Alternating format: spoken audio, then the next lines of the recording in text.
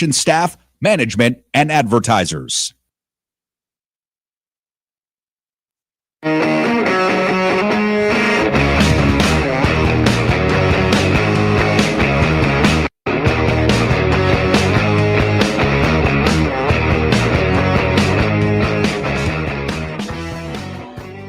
What's going on, everybody? Happy Friday. Thank you so much for being here on what is another busy news day. Of course, we have a lot to talk about and a lot to get to. Day 3 of the government shutdown. Nicole Mitchell going to be joining us in studio hour number 2. Certainly a lot of questions for her as a former pastor. Is this what Jesus would have wanted? See the comments from the Pope? Yeah, it really is extremely daunting where we're at now as a country. And the Republican Party, I wanted to start off by saying this, the Republican Party calling themselves the party of pro-life. Well, let me tell you something, ladies and gentlemen. Pro-life, to me, is helping human beings, not just people that are American citizens. And the position from the MAGA right is basically, if an undocumented immigrant is dropped off at the ER and needs life-saving care, MAGA Republicans expect doctors to ask for their paperwork. Now, I don't know about you, but that is not the country that I want to live in. And that is exactly what MAGA Republicans are trying to do.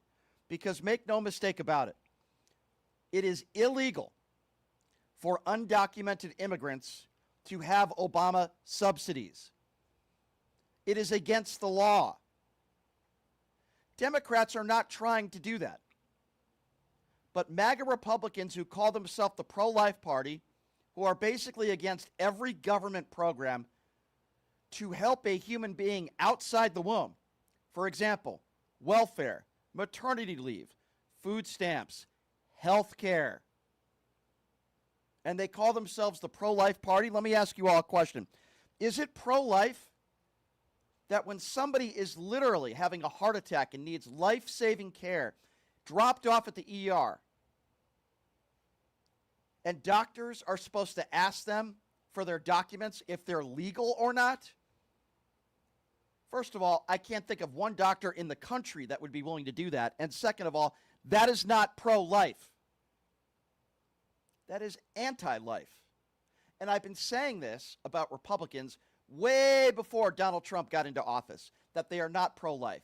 Because if they are pro-life, they would be consistent. Helping people that are struggling, that are living paycheck to paycheck. They're the party that wants to get rid of unemployment benefits. As I mentioned, food stamps, Medicaid.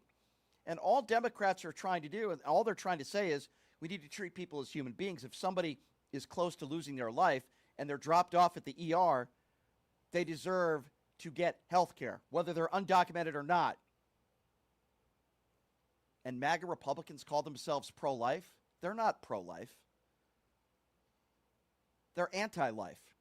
And it shows in the way that they vote. And make no mistake about it, that is why we are in a government shutdown now. Republicans run the House, the Senate, the White House, and they're lying to the American people. Democrats are not trying to get Medicaid and health care for undocumented immigrants. Oh yeah, it's against the law. And J.D. Vance has been complaining about the fact that, when you go to an ER, it's so busy because of all these undocumented immigrants. When an undocumented immigrant goes to the ER and they need life-saving care, they should be able to get it. But J.D. Vance has a problem with that. Caroline Leavitt has a problem with it. And these talking points from these MAGA Republicans, they all have a problem with that. Is that pro-life? Is it pro-life to take food stamps away from a family that desperately needs it to put food on the table? Is it pro-life to take health care away from millions of Americans? Is it pro-life to give the biggest tax breaks to the top 1%? Is it pro-life to take away maternity leave? To not be willing to negotiate to raise minimum wage? Is it pro-life?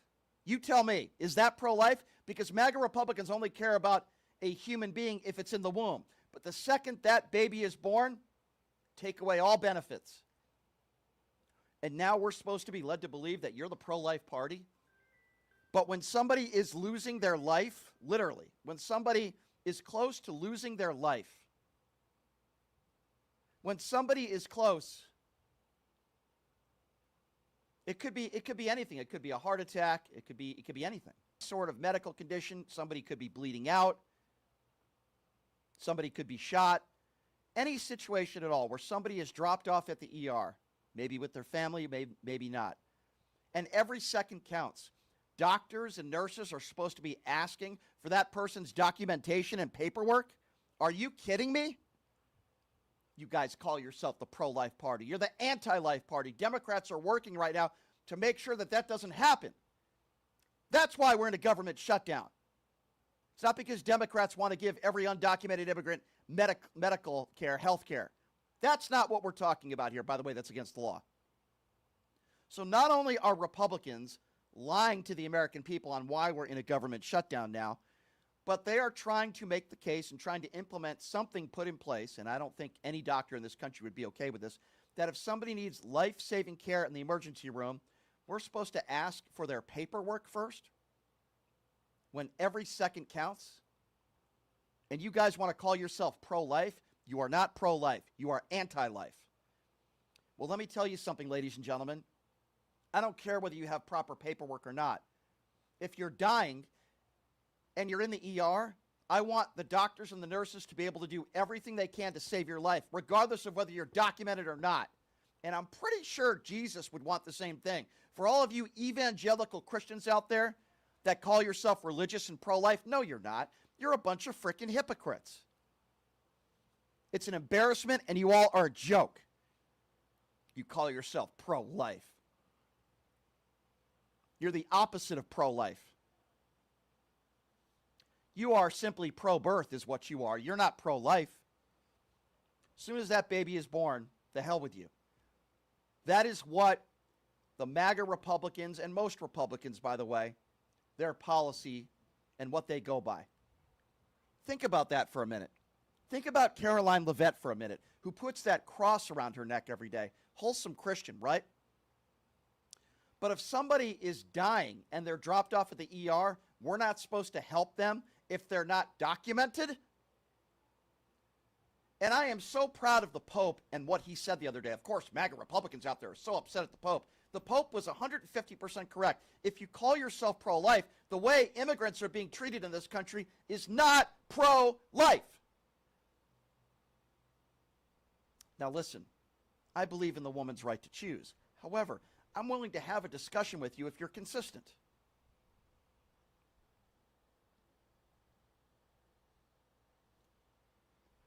I'm willing to have a talk with you if you're consistent on these issues.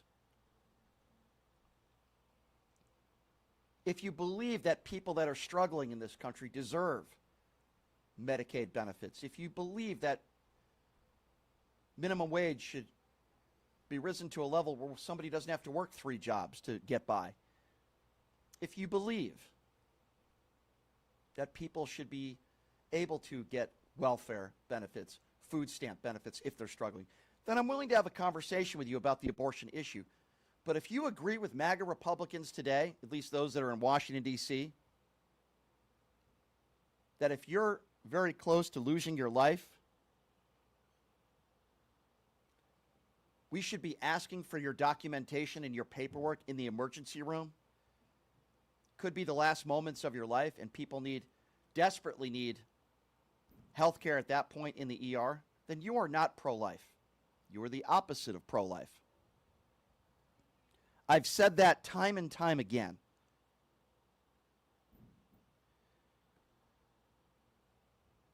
And it's extremely frustrating.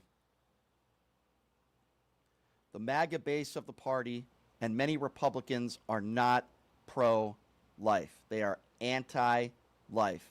It goes by their policies and as we speak right now. If you don't think an undocumented immigrant deserves their life to be saved if they're in an emergency room, because they might have the not proper documentation, then I have nothing in common with you. And I don't want to be around you. I don't want to be your friend. I don't even want to know you. And chances are you voted for Donald Trump. Find me a liberal or a Democrat, for that matter, that thinks that if an undocumented immigrant is in the emergency room needing life-saving care, that they shouldn't get it.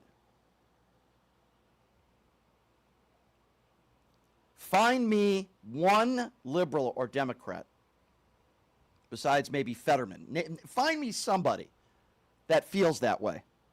It's all on the right.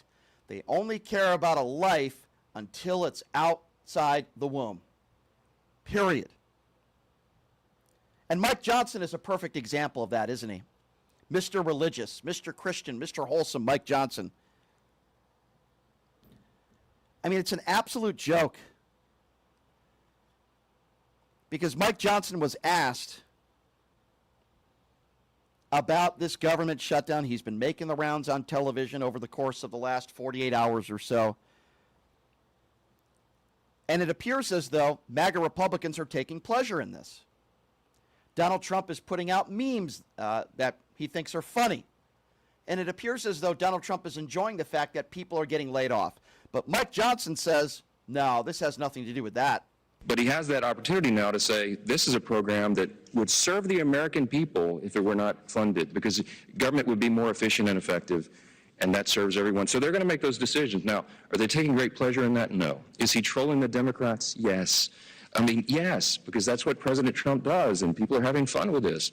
But at the end of the day, the decisions are tough ones. And I've met with him. I talked yesterday at length with Russ Vought, who's the director of the Office of Management and Budget. Russ takes no pleasure in this. Russ wants to see a smaller, more efficient, more lean, effective federal government as we do, but he doesn't want people to lose jobs. He doesn't want to do that, but he has, that's his responsibility. So he's very carefully, methodically, very deliberately looking through that to see which decisions can be made in the best interest of the American people. That's his obligation, and that's his real desire. The president takes no pleasure in this, but if Chuck Schumer is going to give Donald Trump the opportunity to determine what the priorities are, he's going to exercise that opportunity, and that's where we are. So at a time when people are losing their jobs, they're not getting their paychecks, Mike Johnson has no problem with Donald Trump putting out memes and having fun and making fun of the Democrats. Is there anybody out there that thinks that's appropriate? And then, believe it or not, a Fox News reporter questions Mike Johnson on that, saying basically, how can you say you guys take no pleasure in this, and then a minute later say, oh, they're just having fun and trolling? Have a listen to this. Clear something for you. How can you say that they take no pleasure in this, and then the next minute say, oh, they're just having fun and trolling people? This is a government shutdown. On one hand, you say this is very serious, that people's jobs are on the line. On the other hand, you say, oh, this is just fun and games and they're trolling. So the effects are very serious on real people, real Americans. We support federal employees who do a great job in all these different areas, but what they're trying to have fun with, trying to make light of, is to point out the absurdity of the Democrats' position. And they're using memes and all the tools of social media to do that. Some people find that entertaining, but at the end of the day, the decisions are hard ones, and I'm telling you, they're not taking any pleasure in that. If they're not taking any pleasure in it, a few moments earlier you just said they are. Having fun and trolling. Explain to me how that is not taking pleasure. And he's making the case that Hakeem Jeffries needs to lighten up. When Donald Trump puts out a racist video on his Truth Social account, and Mike Johnson's response wouldn't be of a normal human being. Yeah, that's inappropriate. It's not right. He shouldn't have done that. No, Mike Johnson continues to coddle the orange turd, and he puts it on Hakeem Jeffries. He says Hakeem Jeffries needs to lighten up. It's mesmerizing. Have a listen to this. I want to get you on the record on this AI sombrero video thing with Leader Jeffries. Everyone's talking about it. He says that the video and the images are racist and bigoted. You've got to work with this individual. Do you see his point of view here? Can you see how he might feel that way? Hakeem is my friend. We have a great relationship of trust. He's a great colleague. I think he has to lighten up. When you show that you're upset, I get attacked in memes every single hour of every day. I don't react to it. That's what people are trying to get out of you as a reaction. The president was making a joke, okay, and so much has been made out of this. They're acting as if the issue of the day is a battle over memes on social media. The issue is to get services returned to American people. Young mothers who are dependent upon that nutrition assistance right now, veterans who need their services. We have suicide prevention programs that are being halted right now. This is serious business. We should not be talking about sombreros on the internet. We should be talking about the American people's need. The reason why we're talking about sombreros on the internet is because your dear leader, Donald Trump, is the one that put out this racist video at a time when people don't know if they'll be able to put food on the table. They don't know if they're going to be getting their paychecks. They don't know if they'll be getting paid at all in the next month or 2 or 3. And then Donald Trump is the guy that decides to put out a racist meme. And here a reporter asks, are you going to be doing something to address the ACA subsidies with insurance premiums? Because as you know, with this big and beautiful bill, it's going to spike for Americans. And here's a Mike Johnson non-answer because he knows the answer is no. Is out with a new poll that shows overwhelming support, including among Republicans, to extend the Obamacare subsidies. I know you both said you want to reform them. So do you commit to doing something to address those subsidies so that insurance premiums don't spike for Americans in Republicans commit to continue the work that we've already been doing and demonstrating to bring down costs and improve quality of care. We are committed to that, and we will do whatever is necessary to make it happen. This is one of many issues that have to be deliberated and discussed through our process. What we're asking the Democrats to do, I'll close as we began, please open the government so we can do that work, so that all the members of both chambers can be here to do the work, to legislate and to deliberate. They've stopped our ability to do that with these political antics, and we hope it ends. Thank you all for being here. Yeah, well, that was a no. That was a word salad no. So it's going to spike for all Americans in this country. Many people are going to lose their health care coverage, and they don't want undocumented immigrants to get life-saving care in the emergency room. How very Christian of you, Mike Johnson, to want this and lie about it to the American people. And here comes the lie, ladies and gentlemen, once again being put forth by Mike Johnson, where earlier today he was asked by Craig Melvin and challenged when and he was ready to go because he knew that Mike Johnson would again say Democrats want all illegal aliens to get health care. That is a complete lie. He gets challenged on that, and here comes another Mike Johnson far-right Christian lie.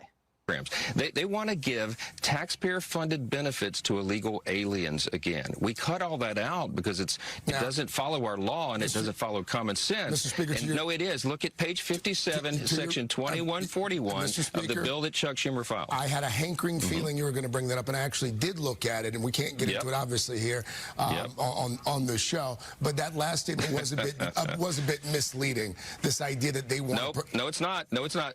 Mr. Speaker, no, again, they want to cut out. They want to repeal and reverse the reforms that we made, and that would add $200 billion taxpayer funds to illegal aliens. Go to my website, speaker.gov. You can see it for yourself. Mr. Speaker, to my earlier point, this conversation that we're having, as important as it may be, to folks who are just sitting and watching and listening and thinking, you know what? These guys can't even keep the government open. In the United States of America in 2025, Democrats and Republicans can't even work together to provide a functioning government. Well, the Republicans are working right now. They've done their job. We passed a bipartisan bill out of the House to keep the government open. So if you're frustrated, call the 44 Senate Democrats who are holding this up. It is their votes that can open the government again and get it working for the people. That's a simple fact. Those are two lies, by the way. The Republicans have been working really hard. Most of the Republicans have been on vacation. That's the first lie, Mr. Wholesome Christian. The second lie is that you're claiming that Democrats want medical benefits for all undocumented immigrants. That is also a lie. That's never been the case. They don't have the right to Obamacare subsidies. That is a lie. You guys don't want life-saving care for an undocumented immigrant that gets dropped off at the ER. And you call yourself Christians. You call yourself pro-life. You scumbags, you. And then I give Madeline Dean, Representative Madeline Dean, a lot of credit because this was something that was caught on camera, and you can clearly hear the audio.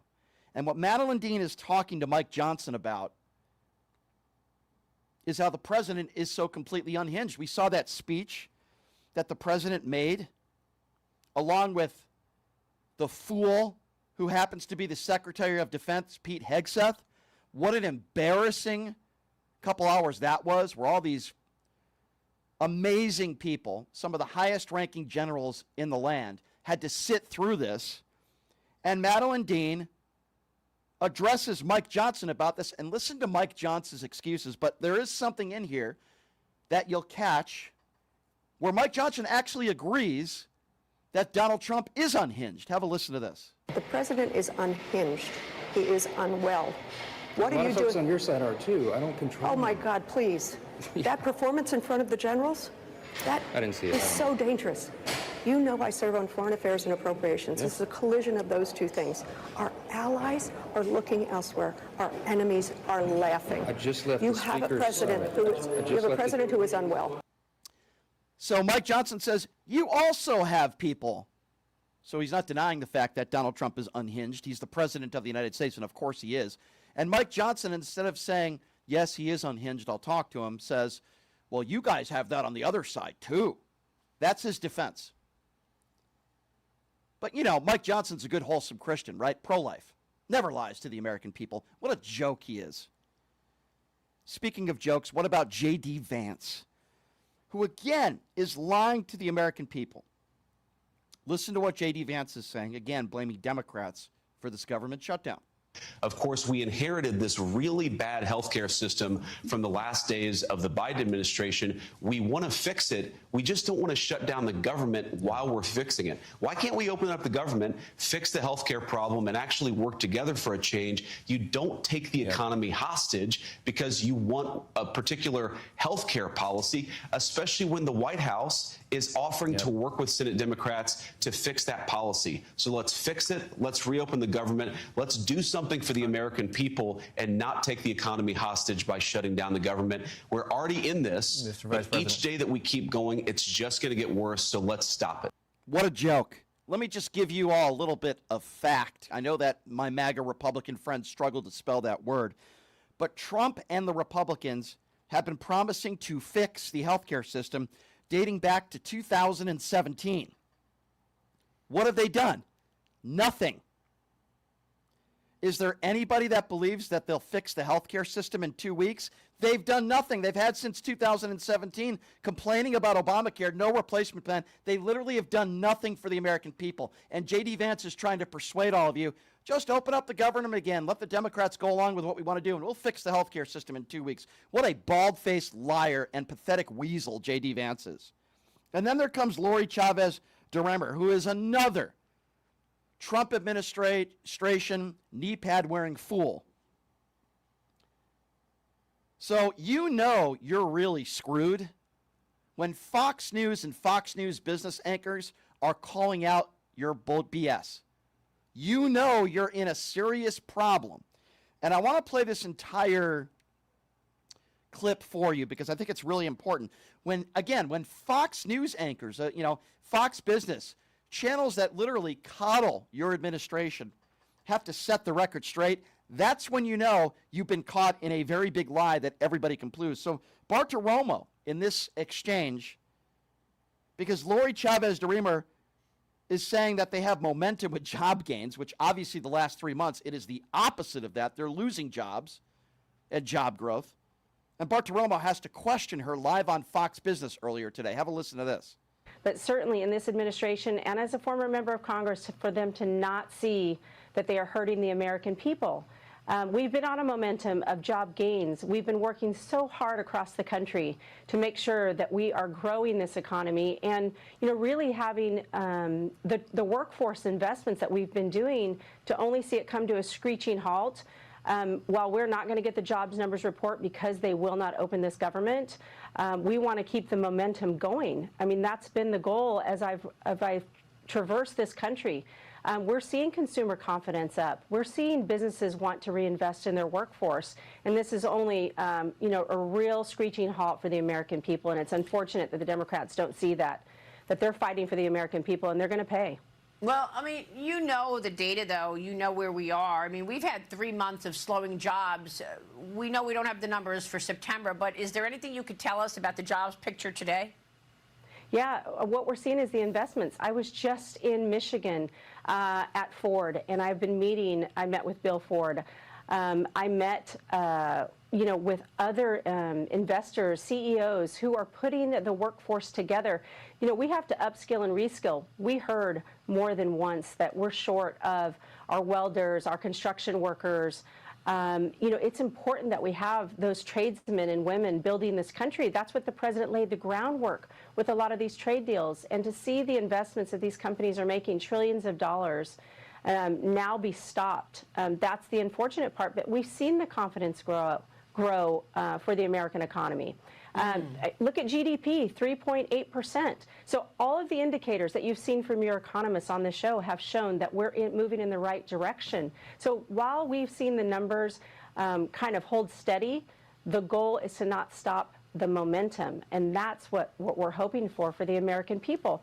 What a bald-faced liar. Momentum? We had one of the worst jobs reports we've had in over 16 years. What is she talking about? Let me give you a basic analogy for my very special MAGA friends, so maybe some of you will understand. If I told Lori that I bought milk last week and it went sour, Lori would say, well, you inherited that milk from the Joe Biden administration. And then if I told her, no, wait a second, I bought that milk last week, Lori would say we have the freshest dairy products in history. That is what she is saying. And the lies continued because Berman on CNN questioned her on this as well.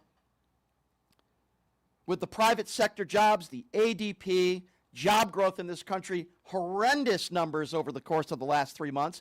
And here we have another member of the Trump administration. Yes, that's right. It's Lori Chavez, once again, lying to the American people about job growth and where the economy is headed. And by the way, most economists that are not partisan hacks will tell you that most likely we're headed towards a recession. Just go to the grocery store. I was talking to a friend of mine the other day who he got literally 2 bags of groceries. It was $200. But listen to Chavez again try to lie. This time it wasn't on Fox Business. It was on CNN. Okay, I mean, in the private sector jobs from ADP, not great, right? And if you look at the employment reports going back to the spring here, not great either. I mean, May was 19,000 jobs, June 13,000 jobs, July 76,000 jobs, August 22,000 jobs. Pretty slow growth there. Why are jobs lagging? Well, certainly what we inherited from the Biden administration, we have been working hard in this administration with the president, putting the American worker first. I mean, that's one of the reasons, John, that I've been out on the road talking to the American workforce, really trying to understand what the needs are. And we've seen the growth in all under indicators. We see that GDP is up. We see that real wages are up. We've seen the blue collar boom. And what I'm also seeing on the ground is a lot of these companies are investing in their workforce, trillions of dollars. So we're working hard to get the dollars to our respective states.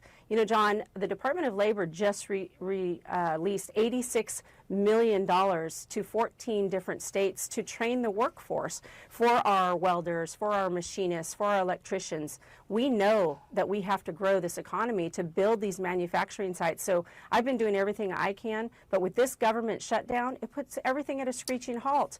My goal, 1 million active apprentices across this country now is on hold, and that's just something that slows the momentum to grow this economy that we've been working so hard for, to grow those jobs numbers. Yeah, look, you said that there's momentum, but construction jobs opening fell in August by the second most in history, the hiring rate the lowest since 2013 outside of COVID. Private sector payrolls plunged in September, as we just said there.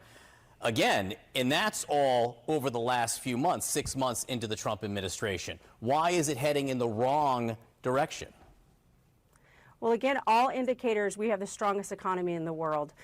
What we inherited from the Biden administration was all of those revisions. Do we have the strongest jobs economy in the world? Do we have the strongest jobs economy compared to last year when there were hundreds of thousands of jobs added each month? Absolutely, because we saw those revisions under the Biden administration. That's why this president has called on the modernization and streamlining of BLS to understand that we need modern information. We need to have accurate information. That's what the American people are asking for. Listen, John, I'm going to keep leaning in on this economy because we are seeing, with interest rates have gone down. We want people to spend more of their hard-earned dollars. And with this shutdown, Americans aren't going to be able to spend their hard-earned dollars because they're not going to receive a paycheck. And that's unfortunate that we're stopping that. The Democrats need to step up. Yeah, the Democrats need to step up. That was a bunch of BS and other words that I could use on the air that I won't because we have FCC regulations. Nothing but lies from this horrific human being. Blaming Democrats, saying we have the strongest economy in the world when we have some of the worst job numbers we've had in decades. I mean, it really is mesmerizing. The lies from the far right. It's insane. What type of Christian are you when you claim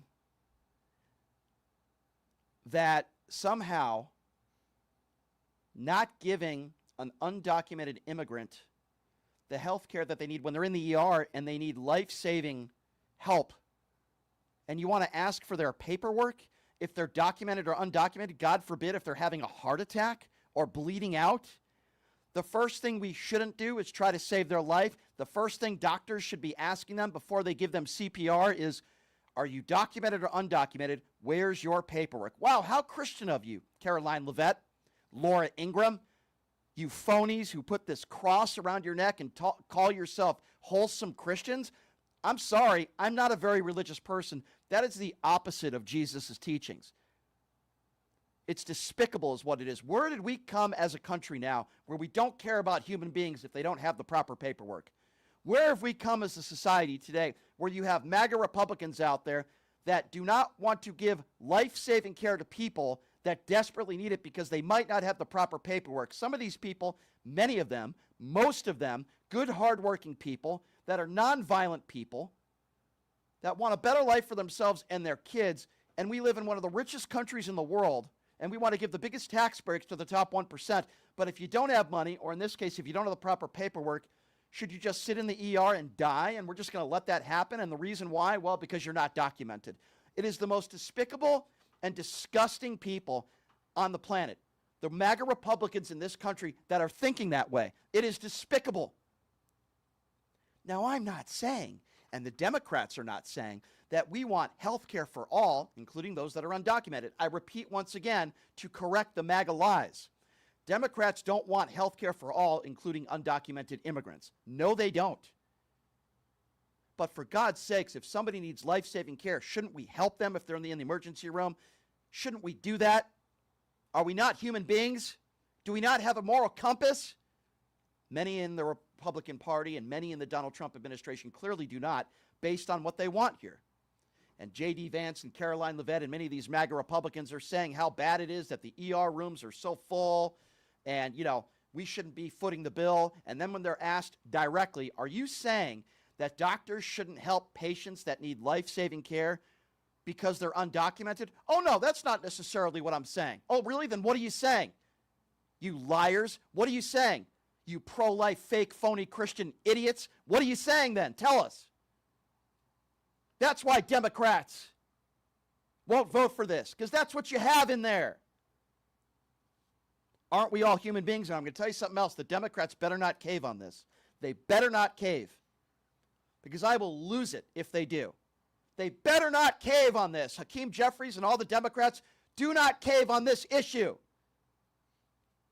How could you be a decent human being in this country and, I don't know, a mom or a pop, maybe they don't have the proper paperwork, maybe they're having a heart attack, maybe they're bleeding out, they need life-saving care, they have kids in this country, and you don't want to give them care, and you want doctors to ask them if they're legal or not to show paperwork? What type of country are we living in? You call yourself pro-life. You're not pro-life. You're anti-life. Once that baby is born, you're against every government program that can help that baby and that mother and that family survive. We could be talking about food stamps. We could be talking about welfare. We could be talking about health care. You name it. You're pro-life. You're anti-life. The Democrats are pro-life. You know why I say that? Yeah, they want to give a woman the right to choose, but as soon as that baby is born, They want to allocate more funds into maternity leave. Republicans want to vote against it. They want to make sure that that mother and that child and or father are able to put food on the table. SNAP benefits. Republicans are against it. They're cutting it. They want to make sure that that family has health care that they deserve, even though they're struggling and they're living paycheck to paycheck. They need health care. Republicans vote against it. They vote against raising minimum wage. They vote against lowering taxes for people that are struggling, living paycheck to paycheck while they have the biggest tax breaks for the top 1%. How Christian of you. Don't you dare tell me you guys are pro-life. You're anti-life based on the way you vote. You're anti-abortion is what you are. You're not pro-life. There is a difference. I want to get to the core of this issue, which is religion. I want to get to the core of this issue and ask somebody that knows a little bit about this stuff. Is this what Jesus Christ would want for all these people out there that call themselves Christians?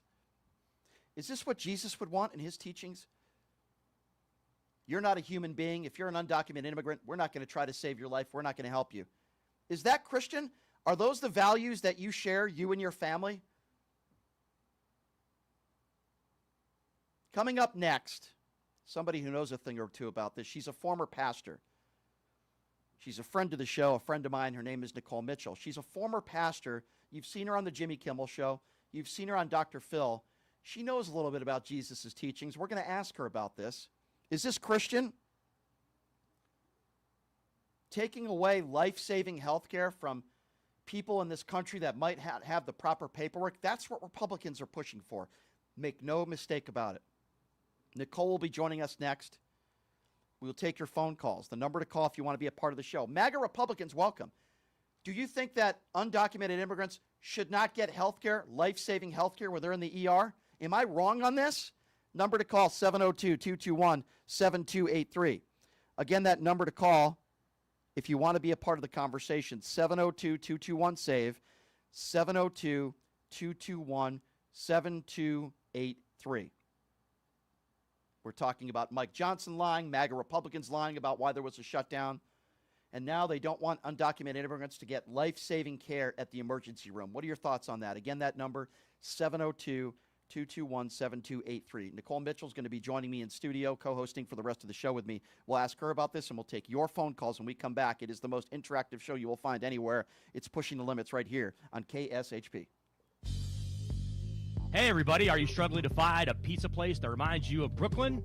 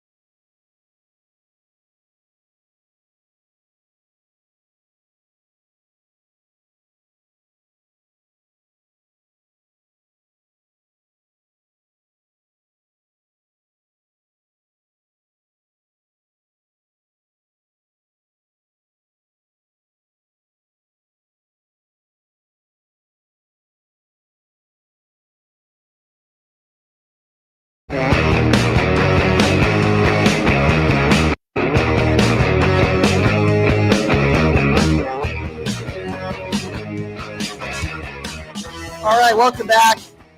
It is Pushing the Limits on a Friday. Thank you so much for joining us. Obviously, we're covering day 3 of the government shutdown, which is obviously a big story. And unfortunately, Republicans are lying to the American people, saying, pinning it basically on the Democrats, saying, well, they want health care for all illegals. That is a lie. As I mentioned again, Obamacare subsidies do not qualify for those that are undocumented. That is a blatant lie. And I'm also taking it from a religious perspective, which is this what Jesus would want if an undocumented immigrant comes into an ER and needs life-saving care? The doctor should be asking for paperwork before giving them the life-saving care that they need. Is that Christian? I want to go to the YouTube super chat real quickly, if I may, because I know there's a lot of people whose voices want to be heard. And I want to go to that first before I introduce my guest. Alexa says, according to CBS, the president and the Congress still get paid during a government shutdown. They should not get paid if they shut it down either. Alexa, I completely agree with you 100%. Lori says, is it pro-life when a person gets shot in schools, churches? MAGA, wake up. We need a grown-up, not a child as a president. Grow up, Republicans. I don't even think really it's growing up. I don't think you can help these Republicans. Terrence says, Brian, serious about Republicans wanting to eliminate unemployment benefits? Yes. If you look at the way Republicans have voted, they want to either eliminate it or shorten it. It's the way they vote every single time. The Democrat Party is the party that wants to extend unemployment benefits. Rob says, today's show asked Mike Johnson this morning, why don't the reps in the Senate use the nuclear option and just pass it themselves? And of course, he dodged the question. Rob, again, you are 150% correct. I have some of the smartest listeners out there. Rob, you're 150% correct. I Love Peace says they're pro-life only if the child's white. Even if the child's white, I would say they're not necessarily pro-life, because once that baby is born, they're against every single government program that could help that mother raise that child. I get why you would say that, but Lori says, Brian, I asked a few months back that blue state should not support the red state when the government is now taking funding the Blue State Project. Yeah, you're right. Speaking of projects, Project 2025 is being implemented. So joining me in studio, it is always a pleasure to have her on the program. The lovely, beautiful, and talented Nicole Mitchell. You've seen her on the Jimmy Kimmel Show. You've seen her on Dr. Phil. She is a former pastor. She knows a little bit about this stuff. So the perfect guest to have in studio today. Nicole, it is so good to see you. As always, looking great. How are you? Thank you, Brian. I'm back, and I'm so excited to have this conversation with you, even though obviously it's a little sad. Yeah, I know that you're out of that lifestyle now of being a pastor, and it probably isn't the most enjoyable topic for you to discuss. But correct me if I'm wrong. What would Jesus say here? Oh my gosh. You know, Republicans are trying to take away. Think about this for a minute. Think about a family and a member of their family is having a heart attack, something life-saving, right? They're bleeding out. Drop off their loved one at the ER, and then before they get the life-saving care that they need, doctors will ask them, are you undocumented? Show me your paperwork. Is that what Jesus would want? Yeah, it's crazy. It goes against everything Jesus stood for, which is take care of the poor, the oppressed, right? The wounded, the downtrodden. Like, what you do for the least of these, you do for me. And so the way we treat the most vulnerable is exactly how we show Christ, how we treat him. So it baffles me that such religious people who preach unconditional love and that they are followers of Jesus do the very thing that I believe Jesus would never do, which is abandon people in their most vulnerable moments. And they call themselves pro-life. I know.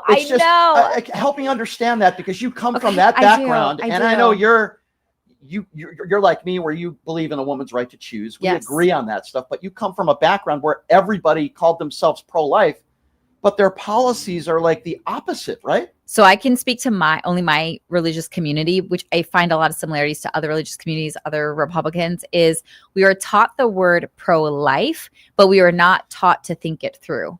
And it's crazy that you can be a grown-ass adult with the internet at your fingertips and still be so ignorant and undereducated. So we would scream and preach pro-life, but at the end of the day, we didn't know what that actually meant. Like, I feel like they taught us to be dumb, so we would do whatever they would say, is how I felt in my community. And I feel like, Nicole, if there's a party that is pro-life, it's the Democrats. And the Republicans vote against food. You were once I in was your on food life, stamps. you were on food stamps, Yes. and it helped you. Oh my gosh. And now you're flourishing. Yes. Republicans are trying to take food stamps away from people. There's this dumb myth that of like the welfare queen, right? Like if you are on welfare, you're mooching off the system. And I always tell people, as a former food stamp receiver, I was on food stamps for almost a decade. There is no queening to it. It is a full-time job, submitting constant paperwork, getting blood tested. My kids had to have their iron tested on a regular basis to even qualify for certain food stamps. Like we were subjugated to so many processes and systems and proof of our poorness that it was exhausting. And some organizations would hang on to documents too long, which would make me be disqualified for other supplemental income or food. It was so complicated. And so this myth that we need to take it away because they don't deserve it, they're mooches, it's just not true. I mean, it's the opposite of Jesus's teachings. I You're know. a former pastor. You know that. Yeah.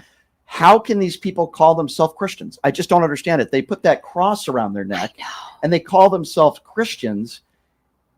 I mean, these are human beings we're talking about here. By the way, they want to take Medicaid away from millions of Americans too. I know. So, but this is just the extreme part of it. And Democrats are saying enough is enough.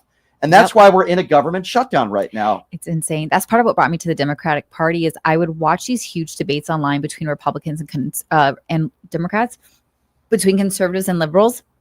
And I was always so appalled at the lack of empathy and compassion on the right side. And I was so attracted to the empathy and compassion and like reasonableness of the left side that's what drew me over there. It's like we should treat all humans, no matter where they're from, no matter their ethnicity, no matter their status, like humans. Like I would want to be treated if I was in an emergency situation. I hope I would be given the care that I would need, just like I would hope to provide that care for other people. To me, it's very, very simple.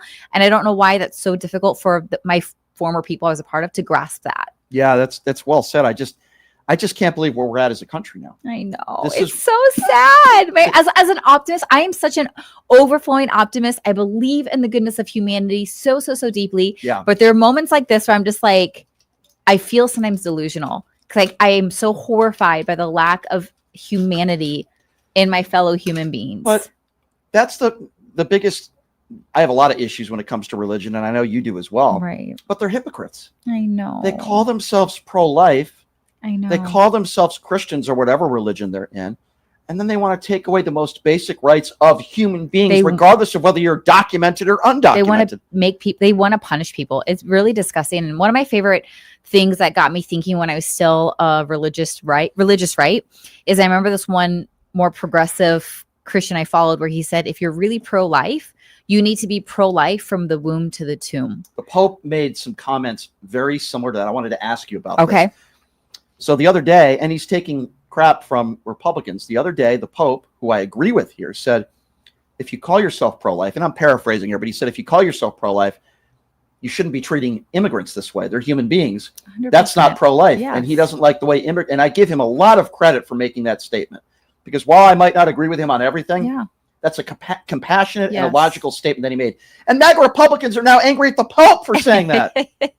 I just have to laugh because I'm like, I sometimes find that my religious right people spend more time being angry than being the unconditional love they preach about. They spend more time trying to be right than actually being human. Yeah. And it's like, if you really are pro-life, you have to be pro-life from the womb to the tomb, from the moment of conception all the way to that person dies. You can't say you're just pro-life because you're really just pro-forced birth at the end of the day. And then you do nothing beyond that to make sure they can thrive. I so agree with you. And I'm willing to have that abortion conversation with someone if they're consistent.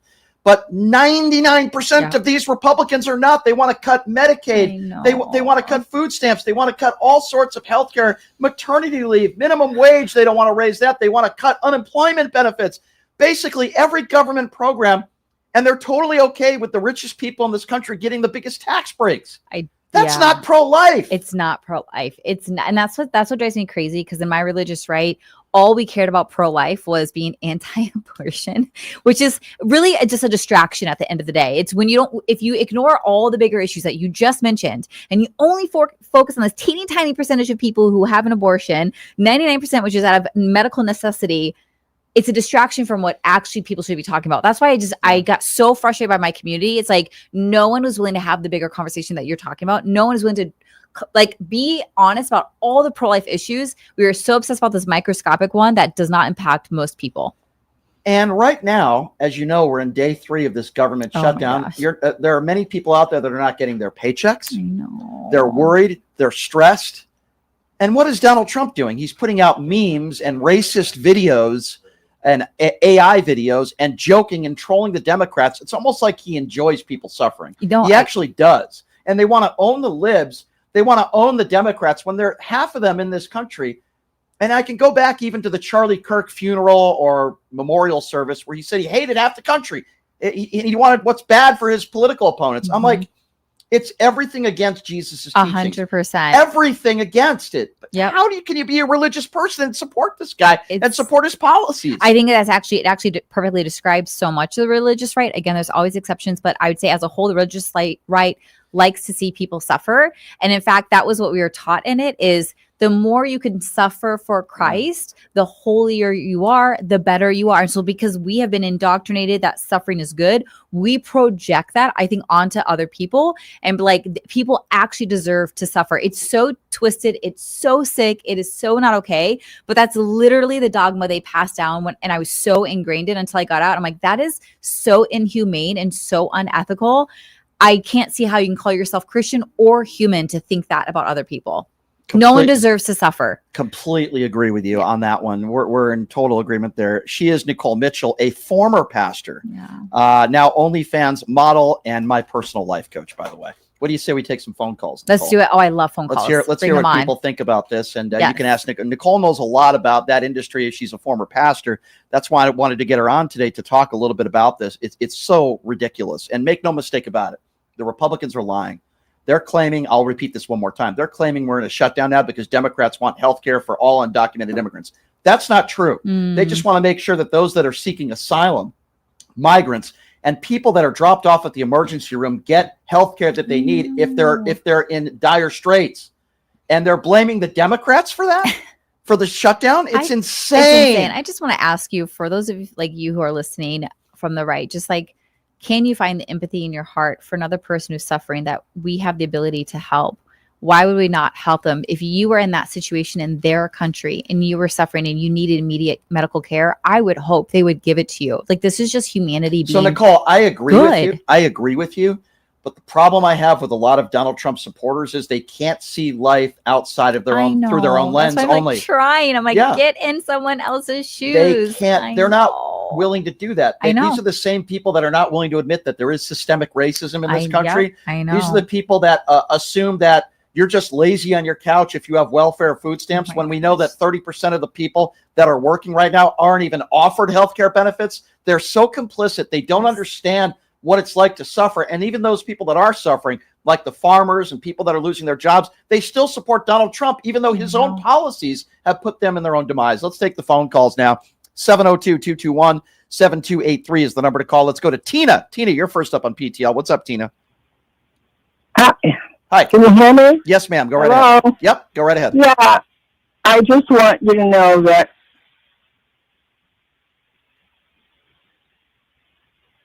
Tina, are you there? I'm here. Okay, go ahead. Okay. Brian? Yeah. And Nicole, thank you for listening to taking my call. I'm calling because one of my children has cancer. I'm so sorry. And she's on Obamacare. And she's been a cancer patient for about 6 or 7 years now. Yeah. She is on Obamacare and she gets subsidized, but if her premiums triple, I don't know what she's going to do, because there's going to be no possibility of her being able to pay for those. I've called Speaker Johnson. I've called my senator. I've called my congressperson. And I've never been so scared and so anxious-ridden. Tina, I'm going to tell you something. Democrats are fighting for your daughter. They're fighting. I know that. They're fighting. I know that. And I give them credit. And we have to give. I do too. Yeah. Listen, I have a lot of frustrations with the left, but I'm giving them. They are fighting for your daughter, and that's why we are in a government shutdown. Republicans don't care about your daughter. Make no mistake about it. They don't. They don't care. They don't. If those bills go up triple, God forbid, I don't know what's going to happen to your daughter, but we can't allow that. That's where I was headed, and I don't want that to happen. And that's why we need to I don't either. She has a 14-year-old son, and her husband died about 4 years ago. I'm so sorry to hear and that. she's a small business owner. She Yeah. owns a business with another person. And so she hasn't got choices on what kind of insurance she gets. Yeah. Well, let me tell you something. Democrats this is cannot hideous. cave. They can't. It is. Democrats cannot cave. I'm pretty sure, and Nicole could speak to this, Jesus would want everybody and anybody to do whatever they can to save your daughter's life, right? Yes, absolutely. And MAGA, I feel that way too. Yeah, but She MAGA doesn't even Republicans know- don't care. She doesn't even know I'm calling Washington on And I her love behalf. that you are doing that. Like, that just shows your love. And this is what everyone who's listening, this is what we have to do. We can't just sit and watch. We have to be calling and voicing as the constituents what rights, what policies, what we want for our families and our communities. So like, thank you for advocating for your daughter so beautifully. I'm going to go out on a limb and say Mike Johnson, the wholesome Christian that he calls himself, did not give you a call back. I'm going to go out on a limb and say that. Well, no, he didn't even take my name. As my senator took my name, and my representative took my name. What is your But he daughter's didn't even name, my take- dear? What is your daughter's name? Kelly. Kelly? Well, we're okay. So we're thinking about her today, my dear. I appreciate you calling in. It's part of the reason why I do this show. I'm proud the Democrats taking a stance. They cannot cave. They're working so that people like your daughter, their life can be saved and they can get the health care that they deserve. And I appreciate your call, my dear, and your daughter, Kelly. We wish you all the best. Thank you very much. 702-221-7283 is the number to call. Let's go to Mark. Mark is next on PTL. Hello, Mark. Hello, Brian. It's really weird to be on the on hold and not hear the broadcast. Oh, I'm sorry that you're getting that today. I was unaware. No, I heard that it's going to be a couple of days like that.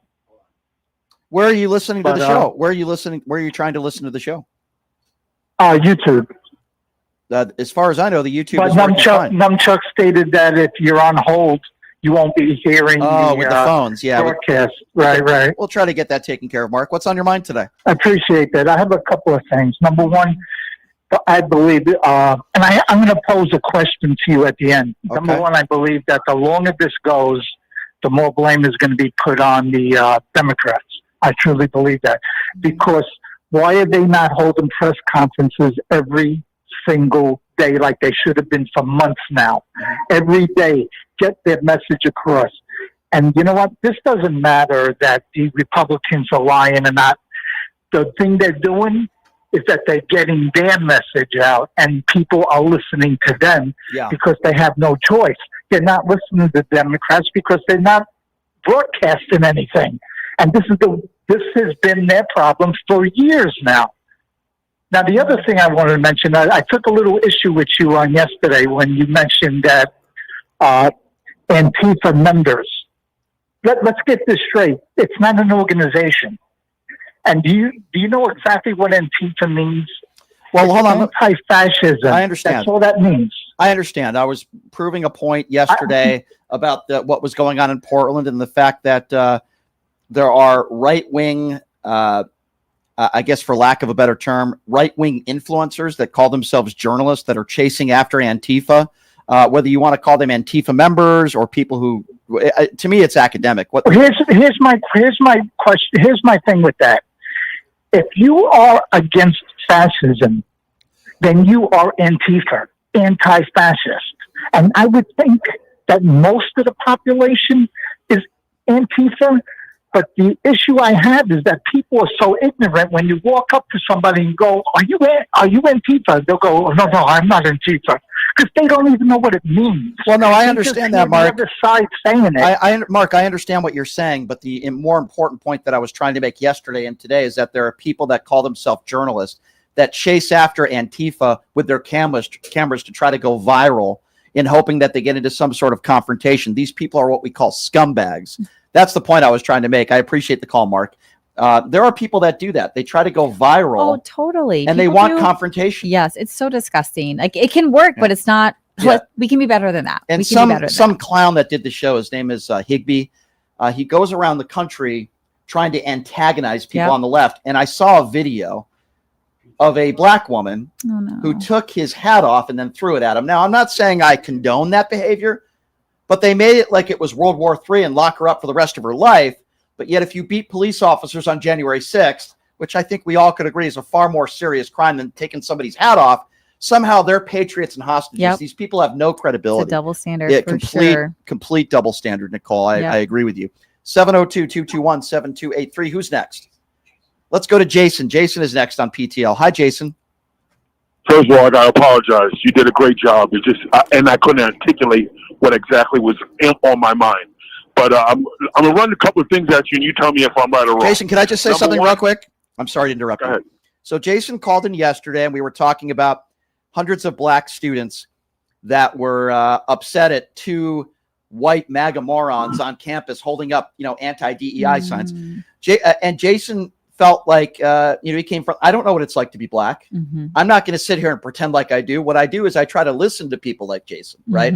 And Jason, I am not discounting your opinion or the way you feel in any way, shape, or form.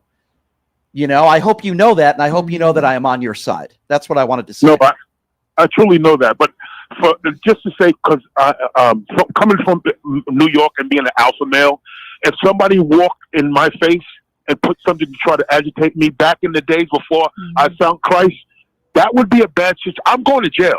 Yeah. I'm going to jail. Do you understand what I'm saying? Yeah. And what I'm trying to express is 18, 19-year-olds. When I was 19 years old, especially coming from where I came from, if you stepped on my sneaker, I would beat you to death. You feel what I'm saying? Yeah. But I digress on that because it's not really in that important. Yeah. I just want to say three things, and you tell me what you think.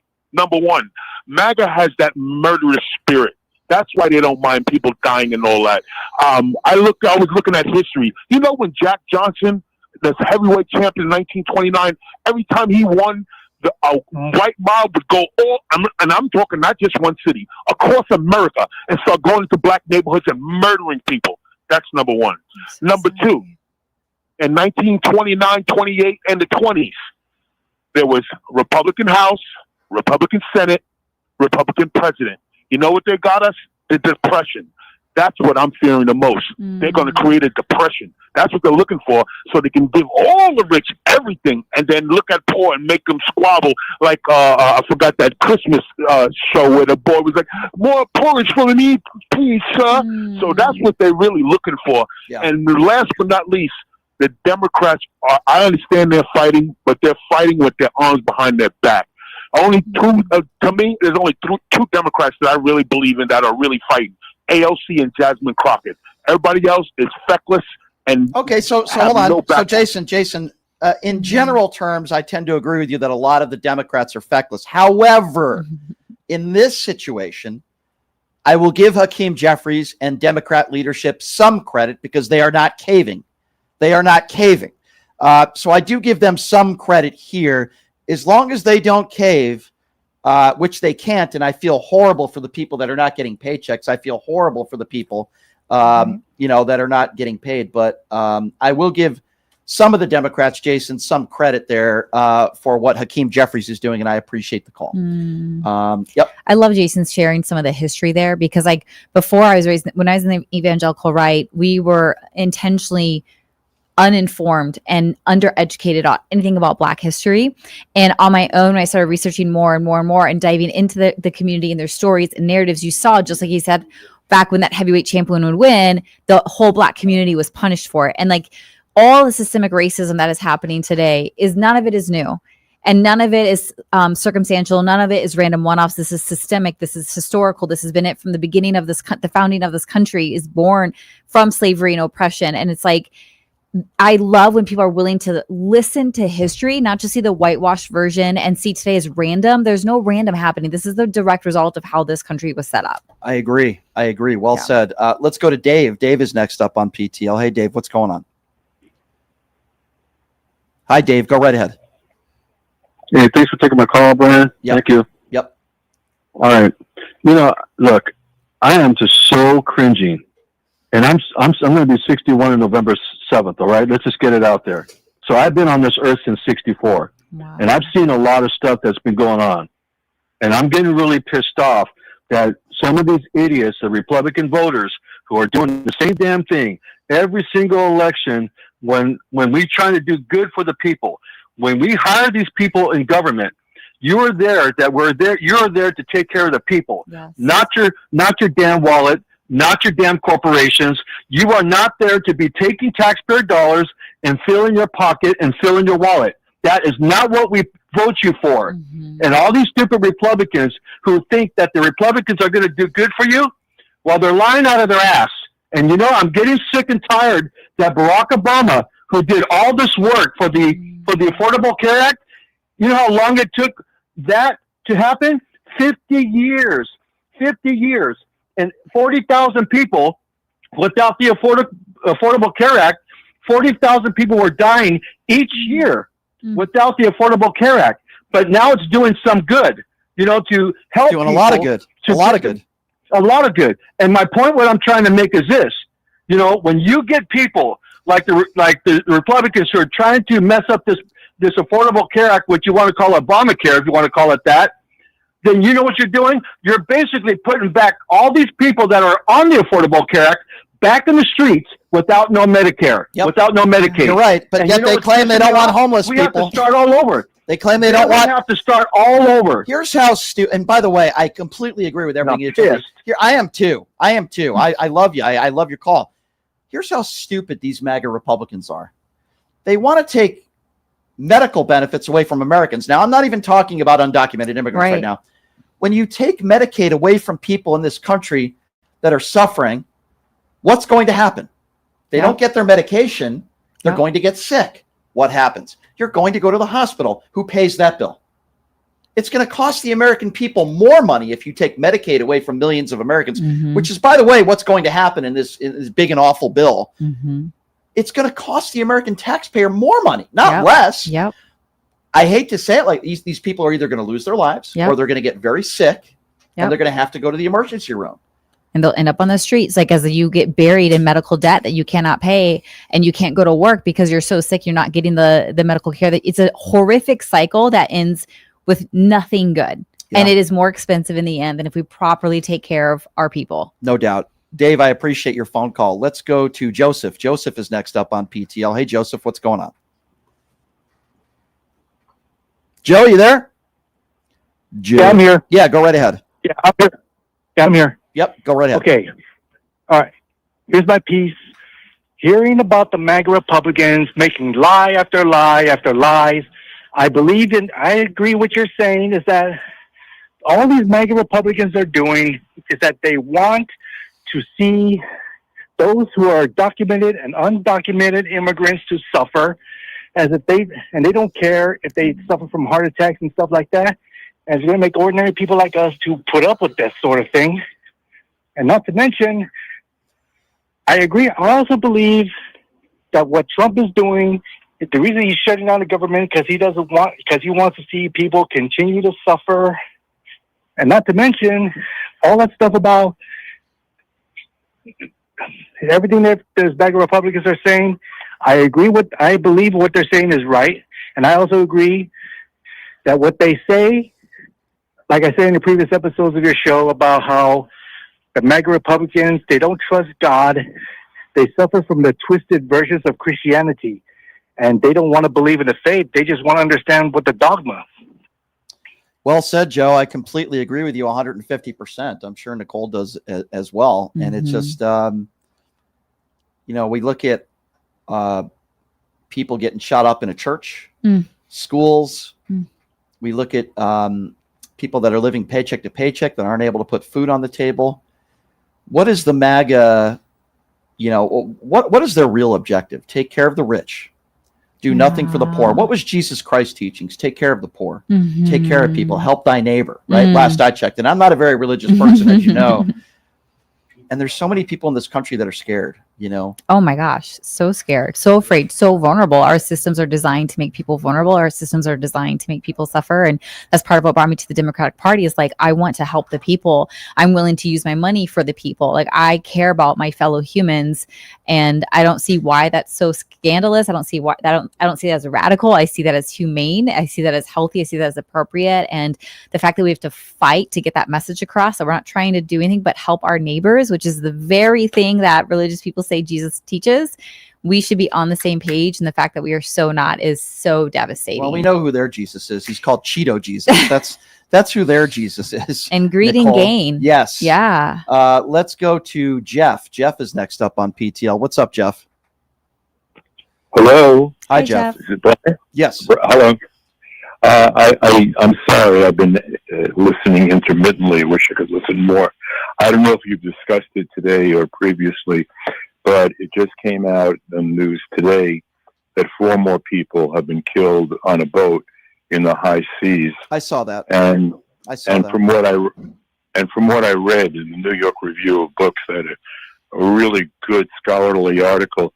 This is actually, by the definition, I believe mentioned in the Constitution, that murder on high seas for against with a country that we're not officially at war with is a felony, tantamount to murder. And here's something else for you. And I'm sure you know this, the overwhelming majority of drugs that are smuggled into this country are from American citizens. So what are they saying? Are they saying you can just execute people on a boat, whether they're American citizens or not? And it's just, listen, Pete Hegseth and Donald, they just don't care. They just don't care. But my question is, why has there? And I know that we've got a lot of things on the plate, and this may not be the most appealing things to most Americans, but murder is actually legally, constitutionally, murder is being committed on a basically a daily basis. I agree. And the media is not covering this at all. I agree. I did mention this the other day, and I'm glad you brought it up. I agree with you. They call themselves the party of pro-life, but if they feel like somebody is smuggling weapons, they think it's okay to just execute people. And I saw the video of that earlier today. It's despicable. All right, let's go to somebody called Fish Taco. That's quite the name. Actually, I'm in the mood for fish tacos today. What's up, Fish Taco?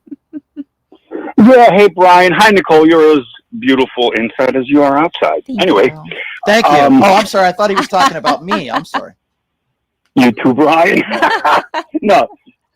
Listen, I'm actually pretty angry here. I think we're way past the point of pro-choice, free speech. We're so beyond that. These people have bastardized Christianity, all right? They don't care what happens to kids. They don't care what happens to anyone at this point. I think it's time, and I just want to say this, it's time for us Democrats to start getting armed, all right? Because they think we're the enemy, all right? So when they come busting through the door, we got to be ready. Listen, I have no problem with your Second Amendment right to be able to protect yourself. This guy is an absolute lunatic in office, my friend. And I'll tell you, that's what worries me the most, is that what's next? He's trying to take away our freedom of speech. He's trying to censor us. He's trying to go after and file lawsuits against anybody that disagrees with him. There are a lot of people that are afraid. There are plenty of MAGA Republicans with no backbone that are afraid.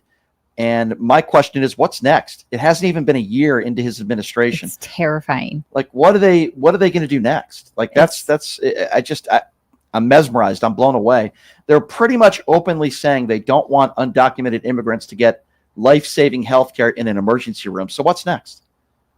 They're pretty much saying that it's okay to end the lives of individuals that they believe are smuggling drugs. What's next? Or just end lies that they just don't like. They make up stories like smuggling drugs or black people are more violent. Like, they will literally make up lies and stereotypes to justify their desire to eradicate people they just don't like. It's so sickening and so twisted and so horrific. But the fact that our leadership and our culture as a whole is like, yeah, let's just eradicate people we don't agree with. It is terrifying. If you aren't, for the most part, a middle-aged white MAGA Republican, they are coming after you. 100%. Like, you're next. They are threatening you. They are threatening judges that rule against them. They are threatening peaceful protesters. If you recall, it was Donald Trump who called NFL football players sons of bitches because they were taking a knee peacefully protesting. It's insane. Yeah. And you're right. If you watch Fox News or right-wing entities, they'll show black people committing crimes 24/7. It's interesting. They don't really show footage of what took place on January 6th, or they forgot about the story of a man who went into a church and executed some innocent people he was a Trump MAGA supporter, but they don't want to talk about that. No. They just say it was an attack on Christianity. Yeah. It is interesting. 702-221-SAVE is the number to call. Let's go to Thomas. Thomas is next up on PTL. Hey, Thomas, what's going on? Hello, can you hear me? Yes, sir. Go right ahead. Hey, Brian. I just wanted to let you know I sent you a email of a potential story that's in my area. I sent it to the KSHP email. Okay. Email. I just wanted to thank you. You to write a note to check that out. I will. Long story short, we have a January 6er that lives in my area. He recently opened up a coffee shop, and in his grand opening post said, like, only conservatives are welcome there. Oh. Well, I mean, I wouldn't go into his shop anyway, so, I guess that doesn't. Oh, no, me either. Me but either. it's I just, just yeah. think it's an interesting story, and maybe get him on here and just let him have it. Yeah, do me a favor. Send me another email if you have that person's information or the store number or something, and I will gladly do that. Oh my God. Sounds good, Brian. Thank you. Appreciate it, my friend. Thank This you. could be wild to like have someone in your community that you like that was a part of that night. That's got to be, and then opening up business, and it just blows my mind. Yeah, I wonder what that store's name is called. It might be called Clan Coffee. I don't know. 702-221-7283. I'm sure he won't allow black people into his store either. Let's Or go. gays. Yeah, crazy. Let's go to Terry. Terry's next up on PTL. What's up, Terry? Terry, hi. What's on your mind today? I think we lost Terry. Let's move on to the next caller. Miss Johnson is next up on PTL. Hello, Miss Johnson. Hey, Brian. How are you today? Doing good. What's on your mind today?